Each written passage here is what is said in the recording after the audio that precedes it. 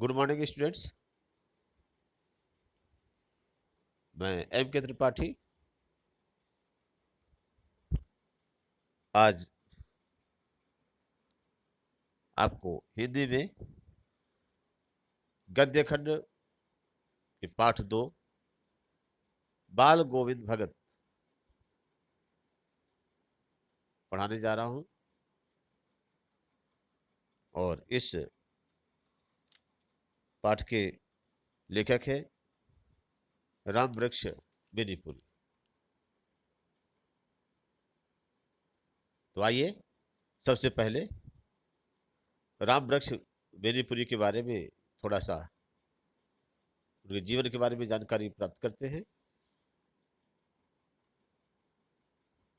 राम वृक्ष बेनीपुरी का जन्म 1899 में बिहार के मुजफ्फरपुर जिले के यहाँ पर बेनीपुर गांव में ही हुआ था। बचपन में ही इनकी माता पिता का देहांत हो गया था और 1968 में इनका देहांत हो गया था।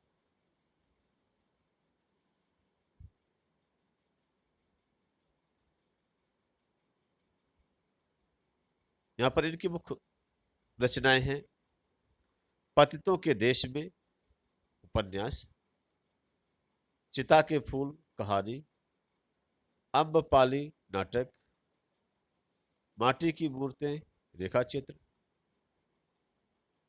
पैरों में पंख बांधकर यात्रा वृत्तांत, जंजीरें और दीवारें संस्मरण।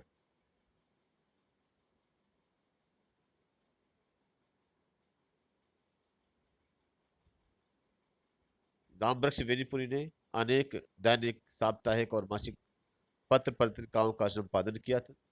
इनमें से तरुण भारत हो गया, किसान मित्र, बालक, युवक, योगी, जनता, जनवाणी, नई धारा, ये प्रमुख है।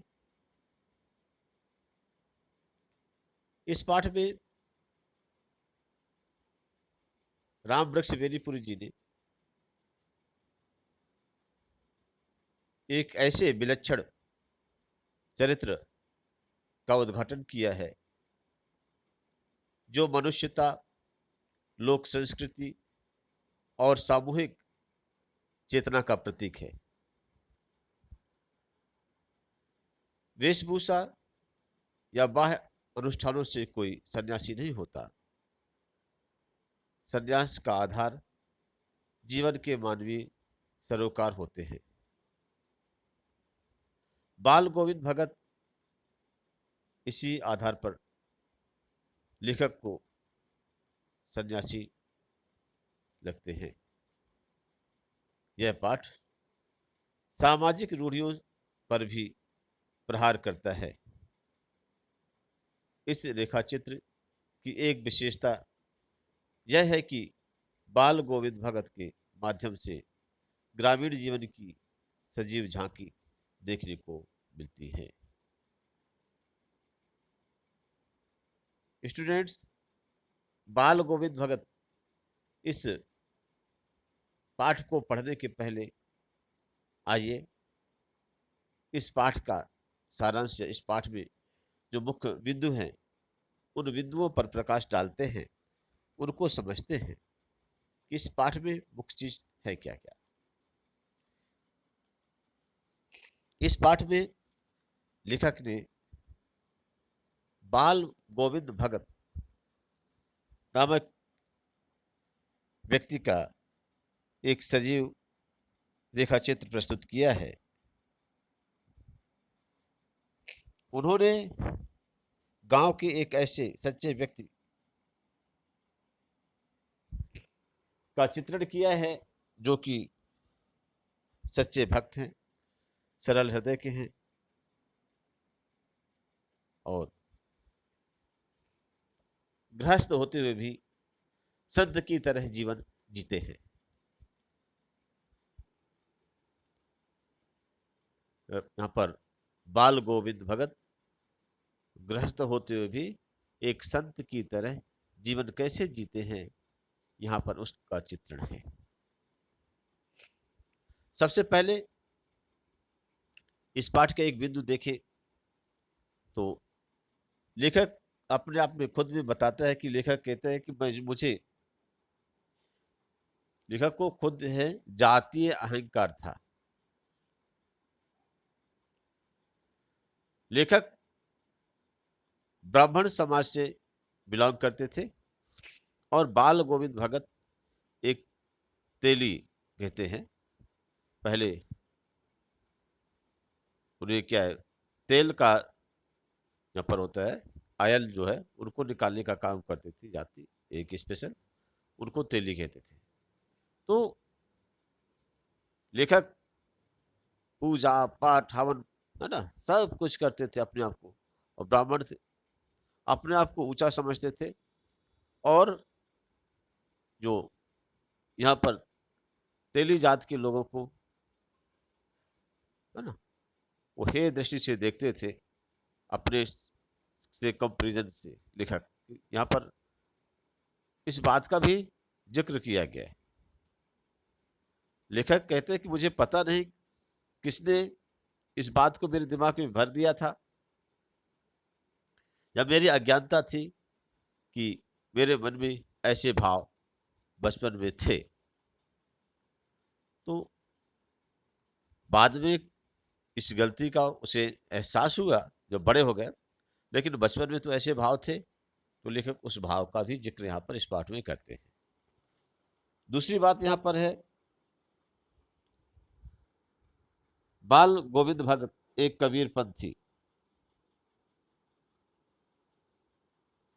यहाँ पर बाल गोविंद भगत जी थे, उनका क्या एक कबीर पंथ कहलाता है। कबीर दास की विचारधाराओं को जो मानते हैं लोग, उनको क्या है, कबीर पंथी कहा जाता है। तो यहाँ बाल गोविंद भगत जो थे वो कबीर पंथी विचारधारा के थे। जैसे कि कबीर दास जी ने क्या है, बाह्य आडंबर का विरोध किया है। तो जो लोग क्या है इन बाह्य आडंबरों का विरोध करते हैं, मानते हैं विचारधारा उनकी ऐसे ही रहती है, वो क्या है, कबीर पंथियों में से आते हैं। तो कबीर पंथी विचारधारा के थे, इसलिए वो क्या करते थे, शकल सूरत उनकी क्या थी, मझोले कद के थे, गोरे चिट्ठे थे, चेहरे पर क्या है चमकती सफेद दाढ़ी थी, कपड़े बहुत कम पहनते थे, सिर पर कनपट्टी, पर कनपट्टी टोपी जो थी सिर पर, जाड़े में काली कंबल पहने रहते थे, माथे पर राम नामी जो तो चंदन लगाते थे। फिर भी वो क्या है, गृहस्थ थे। लेखक ने उनके पुत्र और बहु पुत्र वधु को देखा था, थोड़ी बहुत खेती थी और मकान भी था। तो बाल गोविंद भगत जो खेती बाड़ी भी करते थे, है ना, परिवार वाले भी थे, फिर भी क्या वो साधु थे। लेखक कहते हैं वे साहब को मानते थे, साहब मतलब कबीर दास जी को अपना ईश्वर मानते थे। वो कभी झूठ नहीं बोलते थे, हमेशा सत्य बोलते थे, किसी की कोई चीज नहीं लेते थे, उनकी हर चीज साहब की थी। इसलिए वे खेत की फसल पहले कबीर मठ में ले जाते थे, और वहीं से मठ में जैसे जो पैदा हो फसल उसे मठ में रख दें। मठ का जो पुजारी रहता था उसे जितना निकालना होता था निकाल लेता था। बाद में जो वो जा करके प्रसाद जैसे पूरे अनाज को अपने घर में ले आते थे, और उसी से अपना पूरा गुजारा करते थे।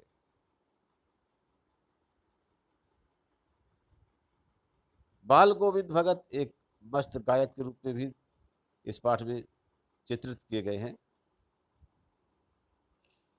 लेखक बताते हैं कि बाल गोविंद भगत के मधुर गीतों का प्रभाव ऐसा होता था कि कहा नहीं जा सकता। जब बरसात के दिनों में रिमझिम वर्षा होती थी तो सब लोग पानी से भरे खेतों में लथपथ होकर के धान की रुपाई करते थे। उस समय बाल गोविंद भगत अलमस्त होकर के गाया करते थे।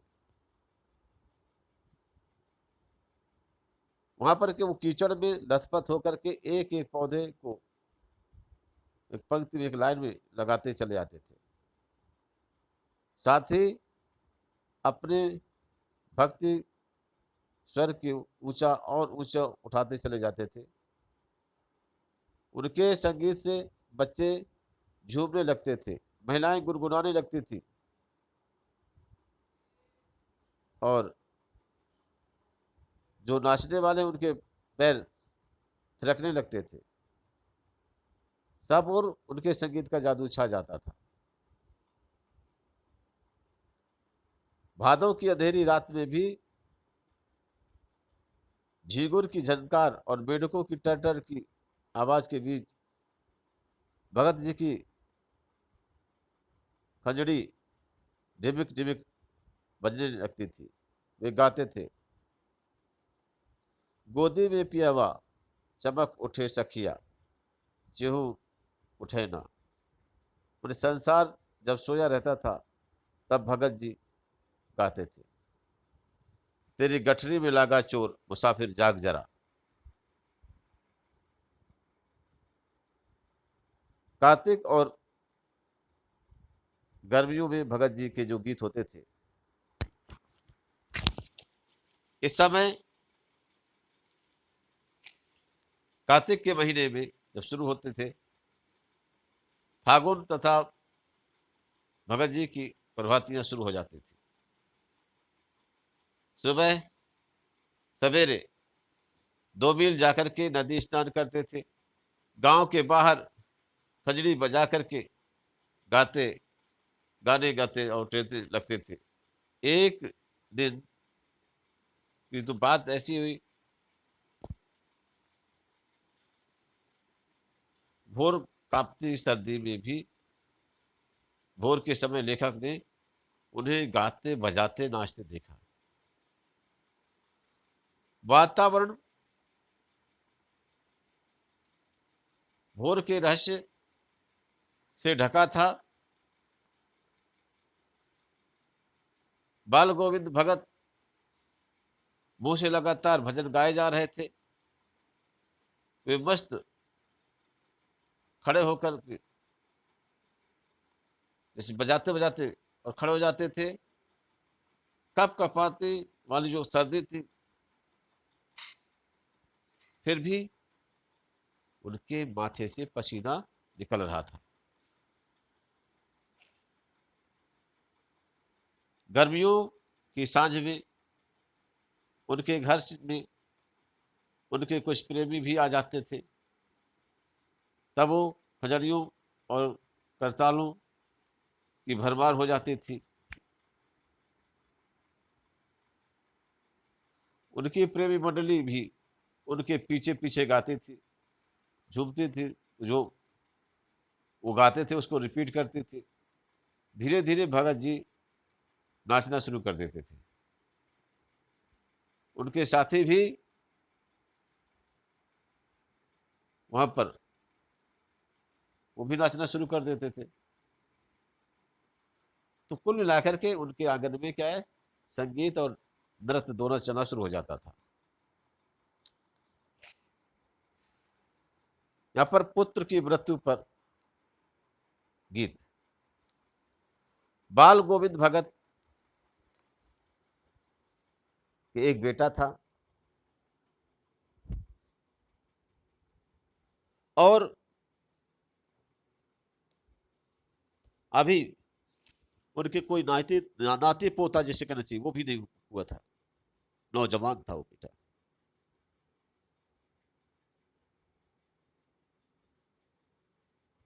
अचानक वो उसका देहांत हो जाता है और उनके देहांत होने पर बाल गोविंद भगत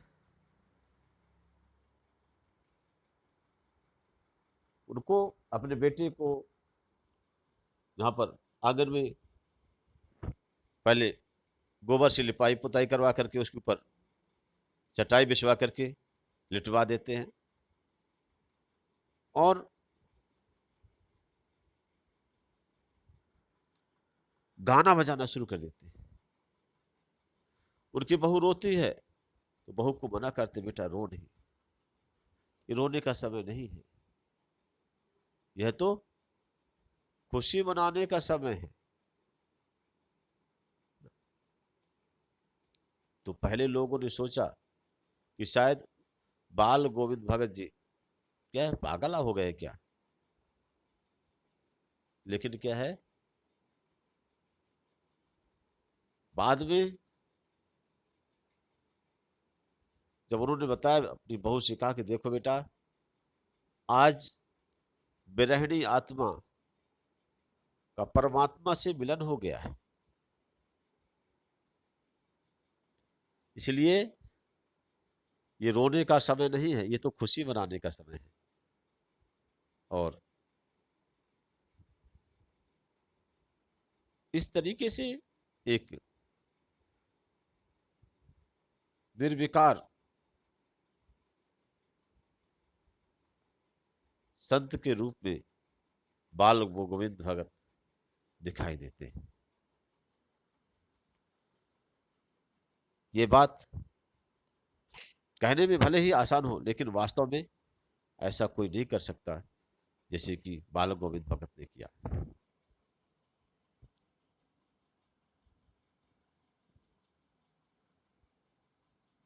बहू की विदाई,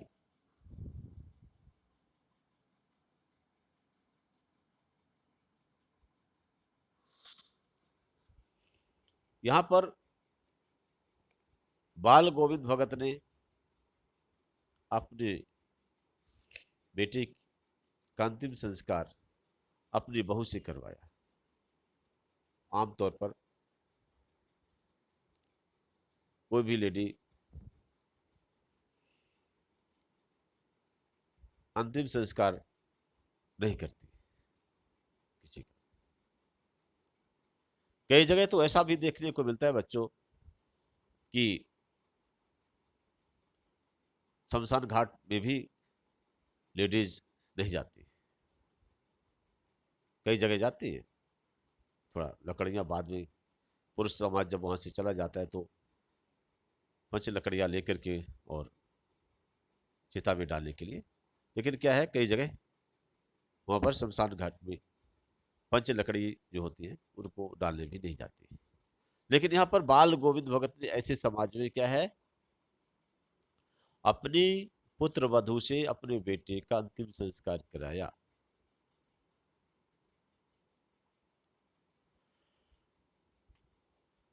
पूरे कार्यक्रम जो होते हैं अंतिम संस्कार के बहू से करवाए। इसके बाद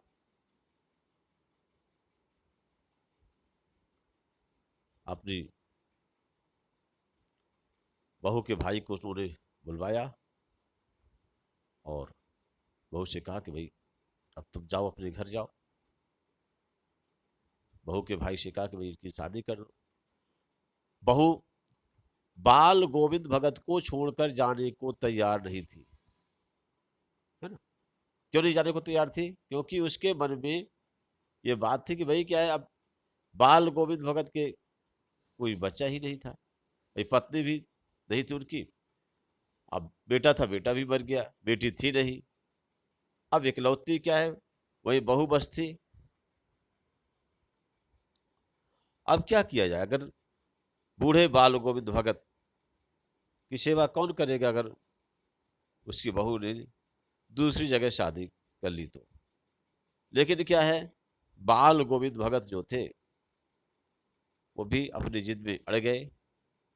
बहू ने मना किया तो बाल गोविंद भगत ने कहा ठीक है, अगर तू मेरी बात नहीं मानती तो मैं ही इस घर को छोड़कर चला जाऊं। तो जब बात है कि भाई, जब इस तरीके से बात उन्होंने कही कि तब मजबूर होकर के बहू को बेचारी को क्या है, रोते गाते हुए, और उस घर से बाहर जाना पड़ा, क्योंकि वो बेचारी जो बहू थी, उसने सोचा कि अगर ये बुढ़ापे में घर को छोड़कर चले जाएंगे तो कहाँ पर रहेंगे, किसके घर में रहेंगे, क्या करेंगे। तो उनकी बात ने मान करके और रोती बिलखती हुई और अपनी मायके चली जाती है। और जैसे कि उन्होंने क्या एक निर्देश पहले से दिया था कि मायके ले जाना, और अभी इसकी बहुत बड़ी जिंदगी पड़ी हुई है, इसकी दूसरी शादी कर देना। तो संभवतः इसमें उस बात का जिक्र नहीं है, लेकिन फिर भी क्या है, उन्होंने क्या है, शादी भी उसकी दूसरी कर दी होगी मायके पक्ष वालों ने। तो आफ्टर देन इसमें से देखिए, ऐसी आदर्श बहू जो है देखने को भी नहीं मिलती है। आजकल तो क्या है, सेवा करने के लिए कोई तैयार नहीं हो रहा है ना। वहां पर क्या है, वो बहू कह रही थी, नहीं मुझे क्या है, मुझे अपने चरणों में जगह बनाकर क्या दीजिए, है ना। मैं जो है तो इतना रो रो करके कह रही थी, नहीं मुझे क्या है, अपने साथ रखिए, मैं आपकी सेवा करूंगी।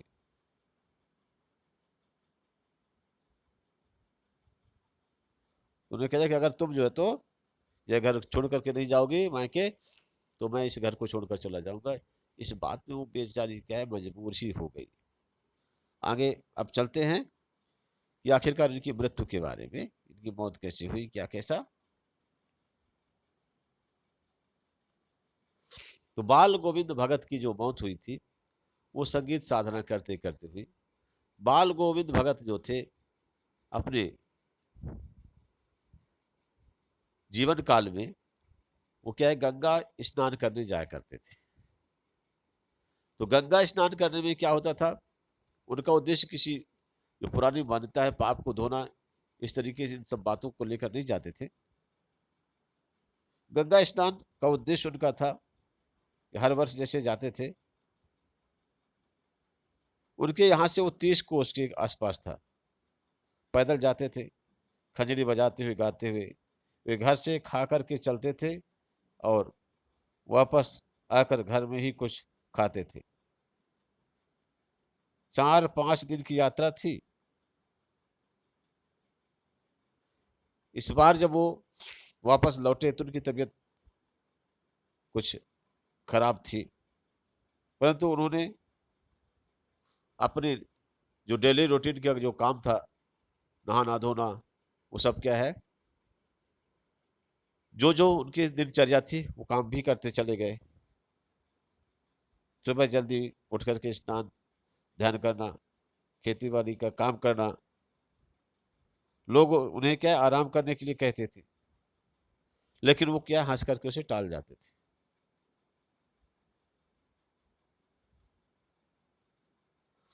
एक शाम को उन्होंने खूब गाया, परंतु जब लगता था कि वो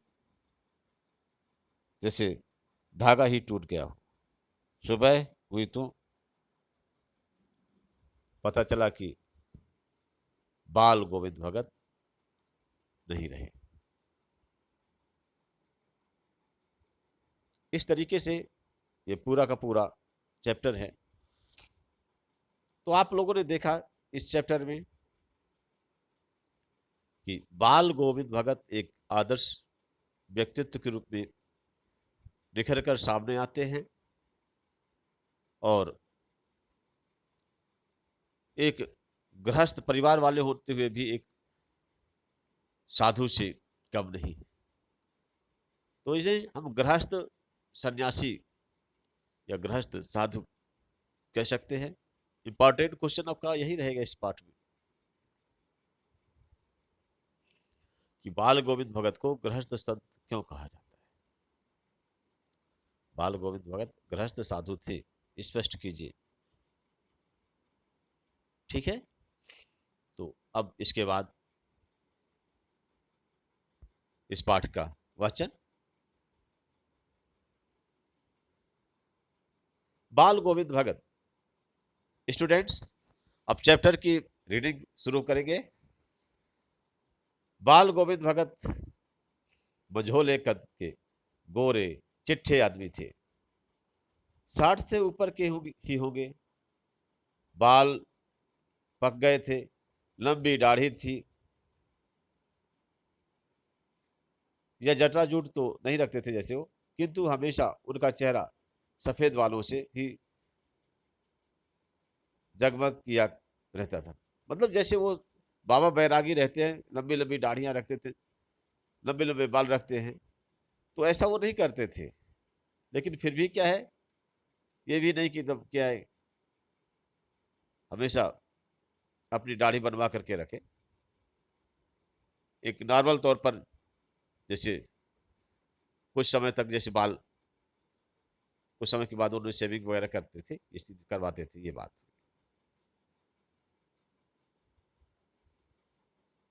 मझोले मतलब ना ज्यादा बड़े ना ही ज्यादा छोटे, गोरे चिट्ठे मतलब बहुत खूब गोरे। ठीक है। अब यहां पर कपड़े बिल्कुल कम पहनते थे, कमर में एक लंगोटी मात्र और सिर में कबीर पंथियों की चिकन फटी टोपी। यहाँ पर क्या है, बस एक लंगोटी पहनते थे और सिर में टोपी रहती थी। जब जाड़ा होता था तो एक काली कंबल जो है तो ऊपर से ओढ़ लेते थे। माथे पर हमेशा रामानंदी चंदन चमकता रहता था, जो नाक के एक छोर से ही जाकर के ऊपर तक, माथे तक। रामानंदी चंदन, भगवान श्री राम जिस प्रकार चंदन लगाते हैं उसे रामानंदी चंदन कहते हैं। औरतें यहाँ पर के टीके की तरह शुरू होता, गले में तुलसी की जाड़े जड़ों की एक बेडौल माला बांधे रहते थे।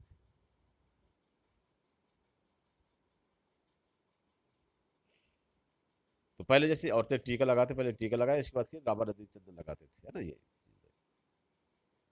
अब माथे पर क्या यहाँ पर हो गया, फिर बाद में क्या है, गले पर तुलसी की जड़ों का एक क्या है बेडौल, बेढंगा, है ना, माला पहने रहते थे। ये तो हुआ उनका रेखा चित्र, उनकी शक्ल सूरत।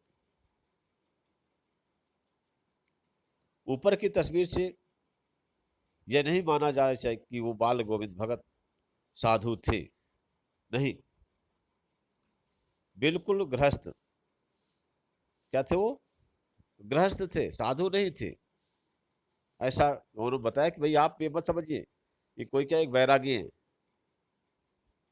ना।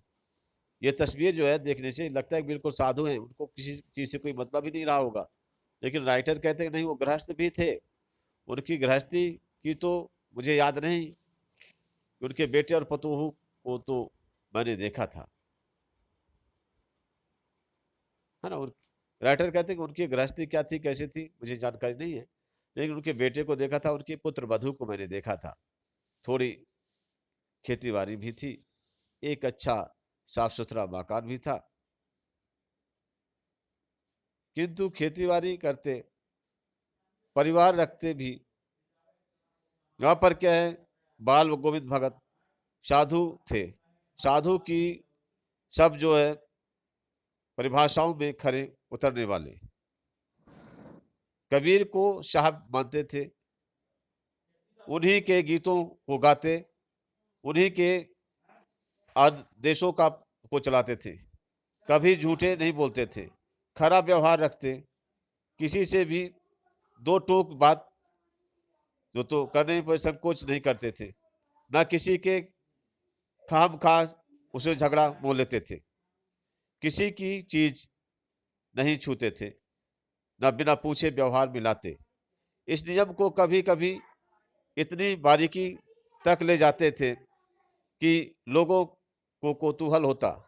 कभी वह दूसरों के खेत में शौच के लिए भी नहीं बैठते थे। वह गृहस्थ थे, लेकिन उनकी सब चीजें साहब साहब की थी। जो कुछ खेत में पैदा होता, सिर पर लाद करके पहले उसे साहब के दरबार में ले जाते, जो उनके घर में 4 कोस, उनके घर से 4 कोस दूर था, एक कबीर पंथी मठ से मतलब। यह दरबार में भेंट रूप में रख लिया जा करके प्रसाद रूप में जो उसे मिलता उसे घर लाते और उसी से गुजर चलाते। मतलब यहाँ पर ये कहना चाहते हैं लेखक कि वहां पर क्या बाल गोविंद भगत खेती बाड़ी करते थे, वहां एक गृहस्थ थे, परिवार रखता था उनका, उनका उनके बच्चा था, उनके बहू थी, और इसके बाद क्या है वो अपना क्या एक गृहस्थ जीवन जीते थे। और गृहस्थ जीवन जीते हुए भी क्या है एक साधु सन्यासी की तरह उनका जीवन था।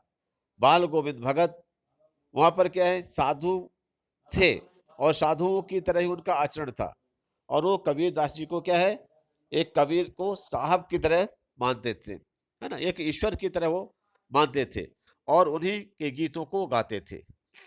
और उनका जो आचरण था पूरी तरह के एक सज्जन व्यक्ति की तरह नहीं, एक सन्यासी व्यक्ति की तरह था। यहाँ पर क्या है उसी सन्यासी की तरह वो अपना जीवन व्यतीत करते थे, है ना। इसमें किसी से अननेसेसरी वो कोई झगड़ा नहीं करते थे किसी से, है ना।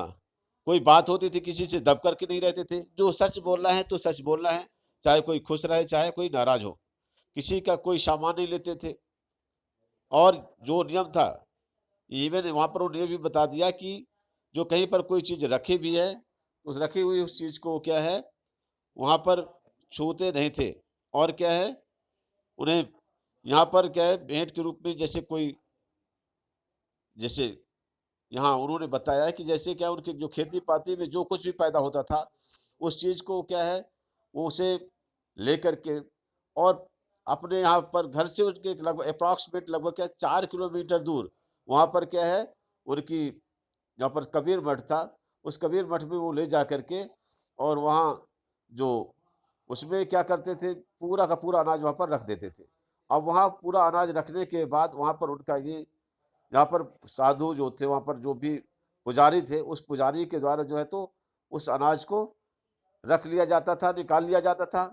और इसके बाद जो बचा हुआ अनाज हुआ करता था उस बचे हुए उस अनाज को बाल गोविंद भगत के प्रसाद के स्वरूप में अपने घर ले आते थे, उसी से पूरे अपने घर का खर्चा चलाते थे। मतलब क्या है वहां पर मठ में उन्होंने पूरी जो भी पैदावार हुई तो पूरी की पूरी पैदावार ही पूरी की पूरी फसल सबसे पहले वो क्या है उस मठ में रखते थे। और ऐसा नहीं वहां पर मठ में क्या है वो अपने इच्छा से नहीं बल्कि जो वहां पर जो मठाधीश था जो वहां पर पुजारी है उसको इस बात की स्वतंत्रता रहती थी कि उसे क्या रखना है कितना लेना है ना, वो जितना चाहे उतना वो अनाज वहां से ले सकता था। और लेने के बाद क्या है वहां पर क्या है वो जो दे सक वहां पर क्या जो बचता था वहां पर जो तो देना होता था उसे क्या है वो जो तो रिटर्न कर देता था, ठीक है। और जो उसे वो लेकर के अपने पूरा परिवार का पालन पोषण वो करते थे। इसके बाद जो है राइटर ने आगे जो बताया कि मैं यहाँ पर इन सब के ऊपर मैं तो मुग्ध था उनके मधुर गान पर जो सदा सर्वदा ही सुनते को जो तो मैं ललायत रहता था। कबीर के वे सीधे साधे पद जो उनके कंठ पर से निकलते सजीव हो उठते। यहाँ पर क्या है आषाढ़ की रिमझिम है, समूचा गांव खेतों में उतर पड़ा है, कहीं हल चल रहे हैं तो कहीं पर जो तो रोपनी हो रही है, धान के पानी जो तो भरे खेतों में बच्चे उछल रहे हैं, औरतें कलेवा लेकर के और मेड़ पर जो तो बैठी हुई हैं। ऐसी स्थिति में ऐसी पोजीशन में बाल गोविंद भगत जो उस आषाढ़ के उस महीने में वहां पर क्या बैठे हैं और अपना काम भी कर रहे हैं। और उसके बाद में भी क्या है आसमान में बादल जो तो घेर आया, धूप का कहीं पर नाम नहीं, ठंडी पुरवाई चलने लगी। ऐसे ही समय पे क्या होता है बाल गोविंद भगत की स्वर लहरी जो तो शुरू हो जाती है उन, ठीक है। अपने कानों में एक स्वर तरंग झंकार सी उसको उठती उठी, क्या यह क्या है, यह कौन है, यह पूछना जो तो न पड़ेगा। बाल गोविंद भगत समूचा शरीर कीचड़ में लिथड़े अपने खेत में रोपनी कर रहे हैं और अंगुलियों पर जो तो एक एक धान के पौधे को एक कतारबद्ध पंक्तिबद्ध जो है तो लाइन में क्या लगाते चले जा रहे हैं, खेतों में बिठा रहे हैं। उनका कंठ एक एक शब्द को संगीत के जीने पर चढ़ा करके कुछ और ऊपर स्वर्ग की ओर भेज रहा है और कुछ को एक पृथ्वी की मिट्टी पर गड़े लोगों के कानों की ओर। मतलब बच्चे खेलते हुए झूम उठते हैं। मेड़ पर खड़ी औरतों के ओंठे जो तो कांपने लगते हैं, वे गुनगुनाने लगती हैं।